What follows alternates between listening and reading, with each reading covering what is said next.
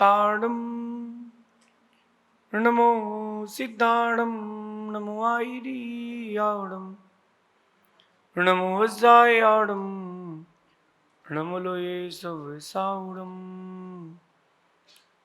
पंच परमिष्ठी भगवंतों की, गणाचार्य भगवान विराग सागर जी महाराज की, पट्टाचार्य गुरुवर विशुद्ध सागर जी महाराज की,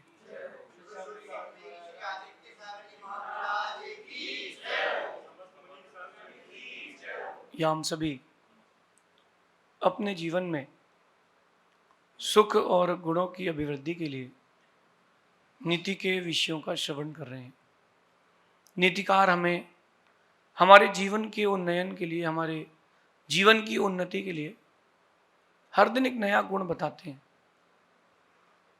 जैसे एक व्यक्ति हर दिन एक नई सेविंग्स करता है और नई नई सेविंग्स करके वो अपने आप को पैसे वाला बनाता है, समाज के बीच में प्रतिष्ठित व्यक्ति बनाता है।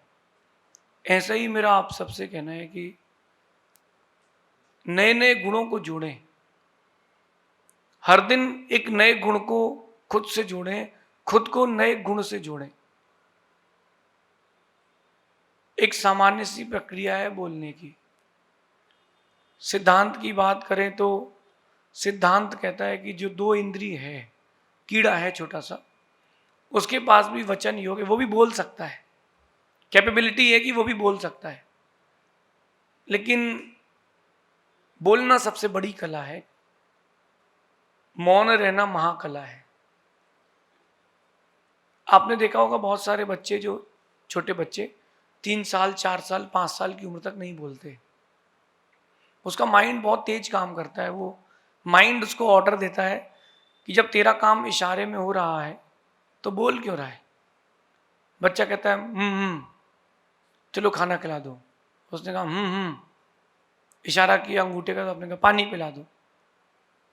तो जब माइंड कहता है, जब आपका काम बिना बोले हो जाता है तो वो ज्यादा प्रेफर करो। बिजनेसमैन, जो बच्चे स्टडीज कर रहे हैं, जो लोग सोशल एक्टिविटीज कर रहे हैं, रिलीजियस एक्टिविटी कर रहे हैं, साधु हैं, इन सबके जीवन में अगर सबसे बड़ा प्रॉफिटेबल कोई गुण है तो वो है मौन। मैं आपको पहले बिजनेस की बात करता हूं।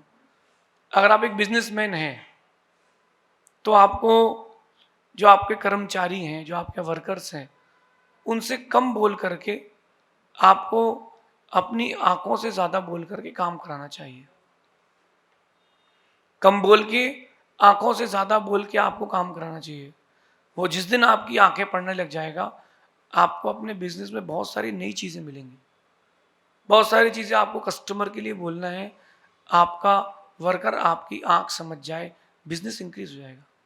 बहुत सारी चीजें ऐसी रहेंगी जो आपको उससे बोलना नहीं पड़ेंगी, वो सेल्फ होती रहेगी। वैसे जो दाम्पत्य जीवन होता है, पति पत्नी का जीवन, उस दाम्पत्य जीवन में मैंने देखा है आंखों के इशारे से बहुत सारी बातें हो जाती हैं। किससे? सिर्फ आंखों के इशारे से बहुत सारी बातें हो जाती हैं कि नहीं रुको, अभी ये नहीं करना, अभी इच्छा है, अभी ये करना है, अभी इच्छा है, अभी ये करना है, अभी ये नहीं करना। ये आंखों के इशारे से। मेरा कहना है कि शब्दों से जो जुड़ा होता है वो बहुत बाहर छोटा है, बहुत स्थूल है, लेकिन मौन से जो जुड़ा होता है वो गजब का होता है। कहते हैं कि बात करने का मजा उन लोगों के साथ आता है कि जिनसे बात करने के पहले सोचना ना पड़े। ये बात तो वर्कर्स की हो गई। अब बात आती है कस्टमर के साथ। वो व्यापारी कैसे डील करेगा? वो व्यापारी कस्टमर के साथ बोल के डील करेगा। जब तक डील नहीं हुई तब तक बोल रहा है, और डील हो गई फिर वो मौन है। ये टेक्निक है। मैं कहता हूं कि मौन से आपके सारे काम बन सकते हैं। एक बार अकबर ने बीरबल से कहा कि तुम इतने होशियार हो, क्यों ना तुम्हारे पिता को सभा में बुलाया जाए, मुझे उनसे बहुत सारी चीजें पूछना है। तो उसने कहा ठीक है। अब वो अपने पिताजी से क्या बोलेगा? पिताजी को कुछ भी नहीं आता, वो तो अनपढ़ थे। तो वो गया, पहुंचा, पिताजी पहुंचे, उन्होंने पूछा कौन, तो कुछ नहीं बोला। किसी ने बोल दिया कि बीरबल के पिताजी हैं। अच्छा, तो पूछता है फिर अकबर, फिर पूछता है कि आप बताइए, जब कोई दो लोग झगड़ रहे हो तो उसका सॉल्यूशन क्या है? लड़ाई दोनों की चल रही है, शांत कैसे करें? खड़े होकर देख रहा है, कोई रिएक्शन नहीं दे रहा है। कौन? बीरबल के पिता। कोई रिएक्शन नहीं, बस देख ही रहे हैं। 5 मिनट तक यही प्रश्न चलता रहा, अकबर पूछता रहा। बाद में अकबर ने कहा बीरबल से कि ले जाओ यहां से, ये मूर्ख है, कुछ आता नहीं है, कुछ बताता नहीं है। पिता तो बाहर चले गए। अकबर कहता है बीरबल से, इतना सा प्रश्न तुम्हारे पिताजी नहीं बता पाए? धीरे से बीरबल कहता है कि उन्होंने आपको उपदेश दिया था, आप समझे नहीं। उन्होंने आपसे ये कहना चाहते थे कि जब दो लोगों का झगड़ा हो, एक मौन रहे तो काम हो सकता है। वो प्रैक्टिकली आपको समझा रहे थे, एक मौन रहे तो काम हो जाएगा, दोनों बोलेंगे तो झगड़ा बढ़ता जाएगा। दोनों बोलेंगे तो झगड़ा बढ़ेगा, क्योंकि जब झगड़ा होता है तो दूसरे के शब्द आपके लिए ईंधन बन जाते हैं। इसलिए मौन रहना चाहिए। फिर अकबर पूछता है लेकिन है तो वो मूर्ख। तो बीरबल कहता है आपको ऐसा कैसे लगता है? फिर बीरबल से अकबर पूछता है कि अगर कोई मूर्ख सामने आ जाए तो बीरबल कहता है कि मौन रहना चाहिए। वो उसके पिता के लिए कहता और वो अकबर के लिए कहता। जो शब्द हैं वो आपके काम बिगाड़ भी सकते हैं, बना भी सकते हैं, लेकिन जो मौन है उससे आपका काम हमेशा बनेगा। इसलिए मौन आपकी लाइफ के लिए बहुत इंपॉर्टेंट फैक्टर है। आज की नीति कह रही है मौन रहकर आप एक बात का अफसोस कर सकते हैं। ये बड़ी गंभीर बात है। जब मैं प्रवचन करता हूं तो मैं आप सबको सुनता हूं, आप कहते हो मैं भी ले लेता हूं, लेकिन ये नीति है, ये आपके लिए कॉम्पैक्ट चीज है, और ये आप समझ गए तो आपकी लाइफ स्टाइल चेंज हो जाएगी। मौन रहकर आपको एक बात का अफसोस हो सकता है, लेकिन बोलकर आपको कई बातों का अफसोस होगा। इसलिए मौन, आप जितना शांत रहेंगे, जितना कम बोलेंगे, आपकी पर्सनालिटी उतनी अट्रैक्टिव होगी। एक बात और, जब तक कोई पूछे नहीं तब तक बोलना नहीं। जब तक कोई आपसे पूछे नहीं तब तक बोलना नहीं। कई लोगों को मैंने देखा कि दो लोग बातें कर रहे हैं और तीसरे को उस टॉपिक पर बोलने की इच्छा हो रही है। नहीं बोलो, बिल्कुल नहीं बोलो, कोई जरूरत नहीं है बोलने की। तो पूछ रहा है क्या जो आप बोल रहे हो? बुढ़ापे में जो जितना शांत रहता है वो उतना प्रिय हो जाता है। बुढ़ापे में एक्चुअली होता क्या है, 60 साल के व्यक्ति का एक एक्सपीरियंस होता है, और वो बहुत तगड़ा एक्सपीरियंस होता है उसको लाइफ का, हर परिस्थिति का एक्सपीरियंस होता है।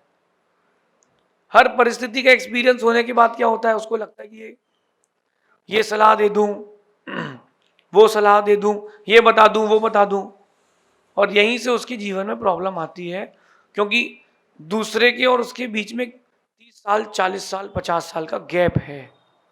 वो जो गैप आ जाता है, लंबा गैप, वो सलाह सुनने नहीं देता। मैं आप लोगों से कहता हूं कि मौन रहना सीखें। कभी किसी झगड़ा हो जाता है ना, और आप बहुत कुछ बोल के आ जाओ, घर आते हो रास्ते पर वही चीज सोचते हो कि यार ऐसा बोल दिया, उसने ऐसा बोला था, मैंने ऐसा बोला, उसने ऐसा बोला था, मैंने ऐसा बोला। ये बोलना रह गया यार, ये और बोलना था। अगली बार झगड़ा होगा तो स्क्रिप्ट रेडी करके रखते हो कि ये और बोलना है, ये गलत है। अपनी एनर्जी हम दूसरों को समझाने में, दूसरों को सुधारने में क्यों लगाएं? अपनी एनर्जी हम खुद के लिए क्यों नहीं यूज करें? एक गांव का आदमी,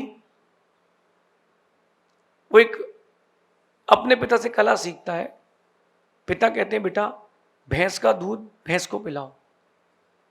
बोले कैसे हो सकता है, भैंस का दूध भैंस को कैसे पिला सकते हैं?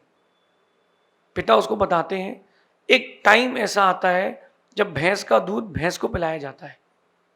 एक टाइम ऐसा आता है जब वो बच्चे को जन्म देती है। गाय जब बछड़े को जन्म देती है तो आप सबकी भाषा में उसके जो दूध निकलता है उसको तेली कहते हैं। थोड़ा गाढ़ा दूध निकलता है और उस गाढ़े दूध के कारण वो दूध अपन लोग नहीं पीते, बछड़ा ज्यादा पी ले तो बीमार हो जाता है। तो क्या करते हैं, और उस भैंस के दूध को अगर नहीं निकालो तो भैंस को प्रॉब्लम होगी, तो उस दूध को निकाल के दलिए में डाल के भैंस को ही पिलाते हैं। उससे क्या होता है, भैंस की ताकत बढ़ती है दूध देने की। ये आपको मैं गाय भैंस नहीं कह रहा हूं, लेकिन ये टेक्निक तो अपन अपना सकते हैं। ये टेक्निक कह रही है कि अपनी शक्ति खुद की ओर ले जाएं। सबसे ज्यादा शक्ति बोलने में लगती है, बोलने में लगती। आप जितना कम बोलेंगे, जितना काम का बोलेंगे, आपकी एनर्जी उतनी बढ़ेगी। कई लोगों को देखा मैंने, वो इतनी सी चीज को इतना बड़ा बुला के बोलते हैं। क्या मतलब है, क्या मतलब, इतना बड़ा बोलने का क्या मतलब है? आपको किसी को कहना है कि ये गिलास उठा के वहां रख दो, तो अब आप क्या कहते हो, तुमको 3 बार बोल चुके हैं, पिछले बार भी समझाया था, वो गिलास टूट गई थी, ये गिलास यहां क्यों रख रहे हो, ये गिलास उठा के वहां रखो। इतना सारा क्यों बोलना भाई? इन शॉर्ट काम करना सीखो। जो कम बोलते हैं उनको ज्यादा लोग सुनना पसंद करते हैं। अगर आप मुझसे पूछो कि मुझे कैसा व्यक्ति पसंद है, जो कम बोलता है, नॉलेजेबल बोलता है, काम का बोलता है, ऐसा व्यक्ति मुझे पसंद है। और मैं भी दूसरों के सामने यही प्रेजेंट होना चाहता हूं। नॉलेजेबल बनो आप, आपकी बातें, आपका साथ लोगों के व्यक्तित्व का विकास करे, लोगों को कुछ उससे सीखने मिले, तब तो बात है। आप लोग होटल्स जाते हो, नेचर देखने जाते हो, मंदिर भी जाते हो, कुछ लोग बहुत अच्छे लगते हैं, कुछ लोग बिल्कुल अच्छे ही लगता है। ऐसा होता है क्योंकि उनका नेचर वैसा है, उनका ऑरा वैसा है।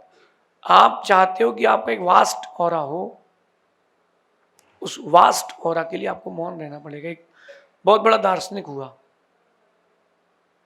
उस दार्शनिक ने क्या किया, जीवन के 15 वर्ष सिर्फ पढ़ने में लगाए।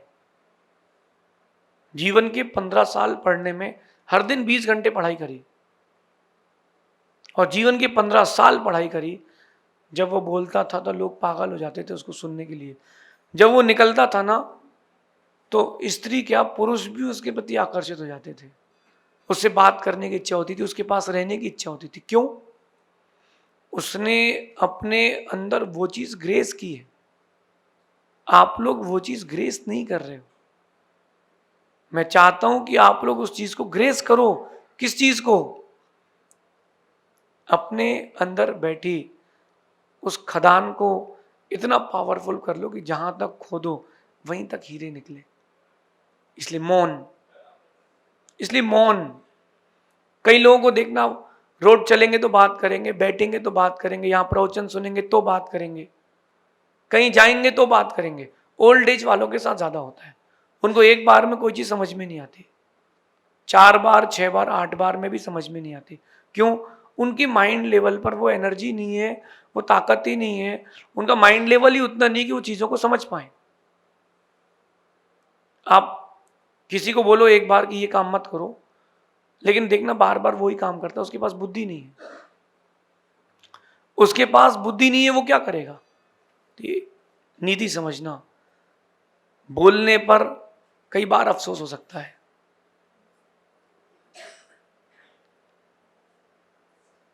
जब आप बोलते हो ना तो कई बार अफसोस हो सकता है, लेकिन जब आप मौन रहते हो तो एक बार अफसोस हो सकता है। आपकी लड़ाई किसी से चल रही है, आपकी किसी से लड़ाई चल रही है और 1 to 1 चल रही है, खत्म कैसे करो? आप 1 लाइन, वो 2 लाइन, मौन हो जाओ। एक बार का अफसोस रहेगा कि नहीं यार कहाँ फंस गए, एक बार का अफसोस रहेगा कि ये भी बोलना था, लेकिन जिंदगी भर का अफसोस नहीं रहेगा, बात इतनी ना बढ़ जाए कि किसी का जीवन समाप्त हो जाए। मैं आप सबको निर्देश, आदेश, सलाह जो मानना है मानो। मौन रहना श्रेष्ठ है, बोलना श्रेष्ठ नहीं। मौन रहना श्रेष्ठ है। आप कहां बैठे हो ये सोचो तो। आप उस समय क्या चल रहा है सोचो तो। कई लोगों को देखा मैंने कि उनको जिस काम के लिए मना किया जाए वो वही करते हैं। अच्छा, आपने देखा होगा एक चीज, कई लोगों को पापड़ खाते देखा होगा आपने, आवाज आती थी, पापड़ खा रहा है उसकी आवाज आ रही है। ऐसा क्यों होता है? उसके मन को शांति नहीं मिलती कि जब तक आवाज नहीं है उसको शांति नहीं मिलती। कई लोगों को मैंने ऐसा भी देखा कि उनके थोड़ी जो बैड हैबिट्स रहती है, जैसे नाक निकालने की आदत है, तो उसको बोलो कि मंदिर में हो, अच्छा ठीक है, वो नाक निकालने में लगा रहता है। जो हैबिट्स होती है उसको सुधारने के लिए आपको सेल्फ कंट्रोल करना पड़ेगा। एक व्यक्ति से मैंने कहा कि देखा आप बहुत अच्छे व्यक्ति हो लेकिन गाली देते हो तो अच्छी बात नहीं। तो वो 2 गाली और देता है, वो कहता मैं गाली कहाँ देता हूँ। उसने अपनी बैड हैबिट्स को अपना नेचर बना लिया है। शब्दों से कई मुसीबतें बढ़ जाती हैं, शब्दों से कई बार मुसीबतें बढ़ जाती हैं और मौन रहने से हर बार मुसीबतें घट जाती हैं। आप लोगों को एक बहुत छोटा एग्जांपल देता हूँ आपके घर का। पत्नी जब भी बोलती है तो पति आर्ग्यूमेंट नहीं करता, नए नए में करता है। फिर उसको 1 साल बाद समझ में आता है कि कोई भी मतलब नहीं है, आर्ग्यूमेंट कोई भी दो, डिसीजन एक ही है कि she is right and he is wrong. System fix है। तो ये सिस्टम आपको समझ में आता है शादी के 5 साल बाद, 10 साल बाद। अगर ये शादी के पहले समझ लिया जाए या शादी के दिन से समझ लिया जाए, लाइफ बहुत सेटल हो जाएगी। वो जो बोले जी करना वही जो तुम्हें करना है, लेकिन सिर्फ कोई आर्ग्यूमेंट मत करना। शब्दों से मुसीबतें बढ़ेंगी।